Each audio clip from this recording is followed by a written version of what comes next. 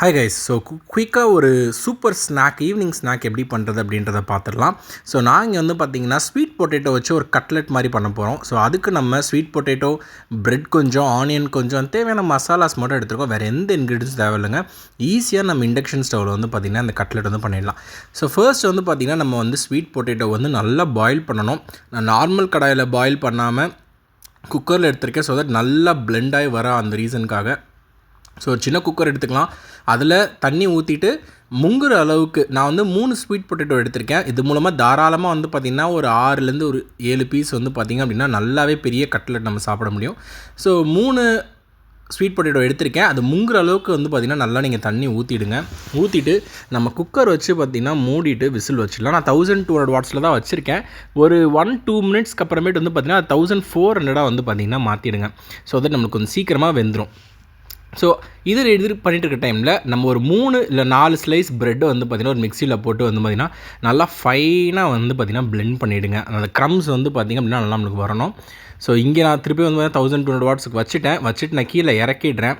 இறக்குன உடனே நல்லா வெந்தது உங்களுக்கு தெரியும். அந்த தோல்லாம் வந்து பார்த்திங்கன்னா ஆட்டோமேட்டிக்காக அதுவே உறிஞ்சு வந்திருக்கும். ஸோ நல்லா ஒரு 2 to 3 டைம்ஸ் வந்து பார்த்திங்கன்னா ரன்னிங் வாட்டரில் வாஷ் பண்ணிவிடுங்க. ப்ரெட் க்ரம்ஸுமே வந்து பார்த்திங்கன்னா நான் பக்கத்தில் வச்சுருக்கேன். இப்போ அடுத்து நம்ம வந்து ஜஸ்ட் தேவையான மசாலாஸ் வந்து பார்த்திங்கன்னா நான் வந்து ஜஸ்ட்டு சில்லி பவுடர் மட்டும்தாங்க போடுறேன். வேறு எதுவுமே நான் ஆட் பண்ண போகிறதில்ல.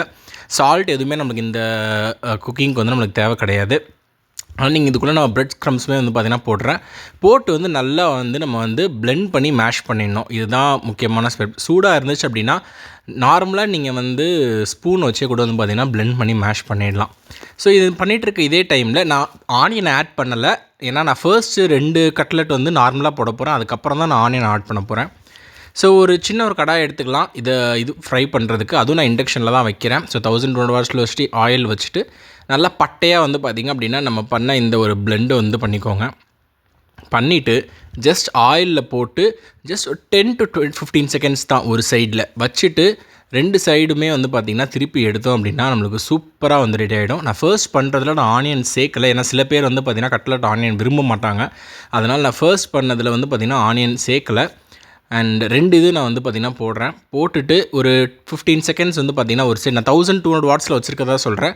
கொஞ்சம் நல்லா சூடானதுக்கப்புறம் அடுத்த வாட்டெலாம் போடும்போது கம்மி பண்ணிவிடுங்க. ஒரு 800 to 600 வாட்ஸ் கூட கம்மி பண்ணிவிடுங்க. அப்போ தான் உள்ளே நல்லா வந்து பார்த்திங்கன்னா வேகும்.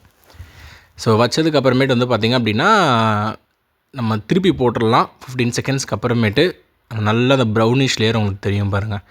இந்த ப்ரௌனிஷ் லேயர் ரொம்ப ப்ரௌனாக கருகிடும். இந்த கோல்டன் ப்ரௌனிஷ் லேயர் வந்து பார்த்திங்கன்னா வந்தாலே நம்மளுக்கு வந்து போதும். நல்லா சாப்பிட்றதுக்குமே வந்து பார்த்திங்கன்னா மொறுன்னு இருக்கும், ஸ்டஃபிங்காகவும் இருக்கும். ஸோ அடுத்ததில் நான் போட போகிறதுல வந்து பார்த்திங்கன்னா கொஞ்சோண்டு ஆனியனுமே நான் வந்து ஆட் பண்ணிடுறேன். ஏன்னா சில பேருக்கு ஆனியன் அதில் வச்சு பிடிக்கணுன்றதால வச்சுட்டு அதையுமே நான் வந்து பார்த்திங்க அப்படின்னா வச்சிடலாம். ஸோ இது மூலமாக உங்களுக்கு தேவையானதில் சுட்டு எடுத்துக்கிட்டிங்கன்னா சூப்பரான ஒரு கட்லெட், ஸ்வீட் பொட்டேட்டோ ஹெல்த்தியான கட்லெட் வந்து குயிக் ஈவினிங் ஸ்நாக்கை வந்து பார்த்திங்கன்னா நீங்கள் இண்டக்ஷன் ஸ்டவ் மூலமாகவே பண்ணி கொடுக்கலாம். தேங்க்யூ.